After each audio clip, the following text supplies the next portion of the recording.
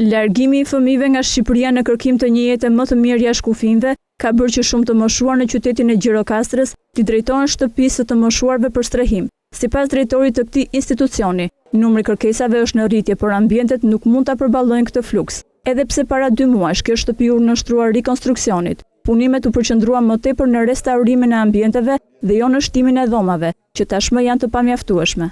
Kërkesat këtu kanë ardhur vazhdimisht në rritje, kapaciteti i këtij institucioni është rreth 50 veta.